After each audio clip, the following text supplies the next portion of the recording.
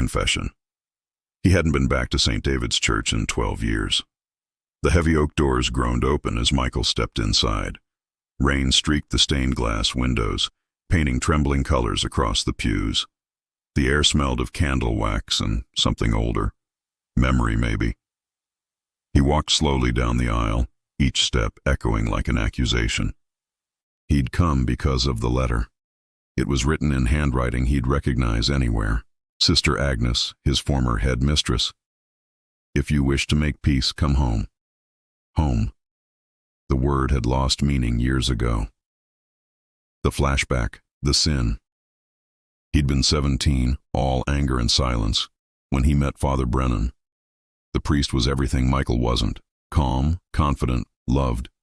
Brennan had seen something in him, something worth saving. Until that night. Michael could still hear the storm hammering the roof, the flicker of lightning through the chapel windows. He'd come to the church late, shaking, furious. His mother had left again, his father drunk and shouting. "I don't need saving," he'd yelled, knocking over a candle. Father Brennan had tried to calm him, but words only fanned the fire. Michael remembered shoving him, the older man losing balance, the thud of skull against marble, the silence that followed. No one believed it was an accident. Brennan's family left the parish and Michael was sent away. Sister Agnes had defended him, but the stain never left. He carried it everywhere, through jobs, through failed relationships, through years of trying to make peace with a God he no longer trusted. The return. Now he stood before the same altar, the same crucifix above it, except older, darker somehow. A voice broke the quiet.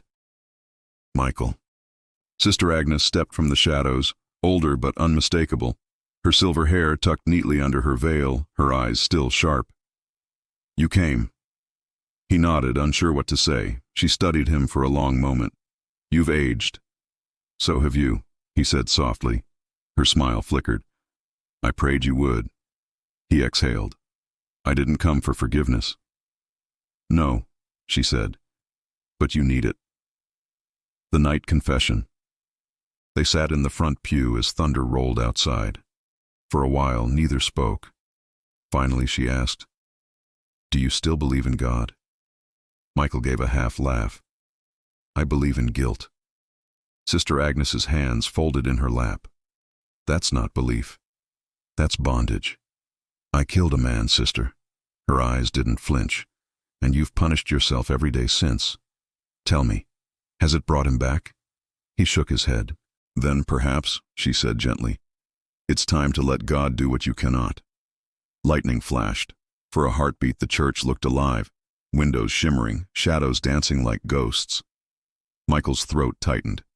"I see his face every time I close my eyes." "Then open them," she whispered, "and see what's still here."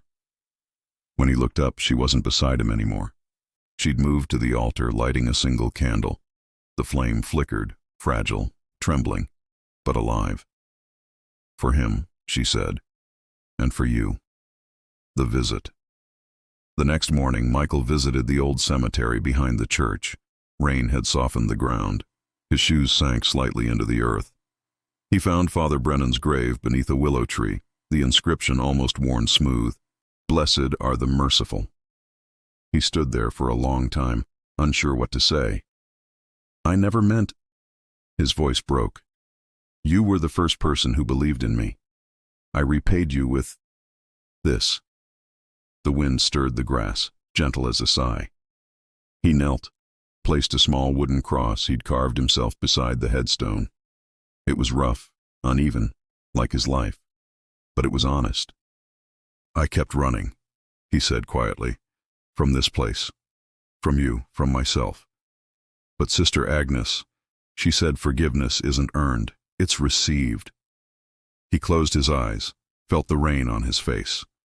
For the first time in years, he didn't brush it away. Flashback, the mercy. He remembered another night long ago, weeks after the accident, when Sister Agnes had found him hiding in the church basement. He'd expected anger. Instead, she'd sat beside him, holding a steaming mug of tea. "You'll have to face it someday," she'd said. "I can't." She'd smiled softly. "Then God will wait until you can." That memory had lived inside him all these years, like a quiet ember waiting for air. The candle. Back inside the church, the candle still burned. He knelt before it, the light reflected in his eyes. Sister Agnes appeared at the back of the room, watching silently. "Do you forgive me?" he asked without turning. "I don't need to," she said. "I already did." He looked back at her, the woman who had seen his worst and loved him still. "Then, maybe I can too," he said. She nodded once, her voice barely above a whisper. That's all God ever wanted. The departure. As he stepped outside, the rain had stopped. Morning light spilled over the wet stones, turning the puddles to mirrors. He breathed deeply, the air sharp, clean. The bell tower chimed behind him, and for the first time, the sound didn't feel like judgment. At the gate, he paused and glanced back. Sister Agnes stood by the door, one hand raised in farewell. He smiled faintly and walked away. Halfway down the hill, he saw something, a bright yellow flower growing through a crack in the stone path. He bent, brushed rain from its petals. The scent, faint, sweet, stirred something warm in his chest. He remembered the yellow scarf Sister Agnes used to wear when she tended the garden, how she said yellow meant hope. Michael smiled, pocketed the memory, and kept walking.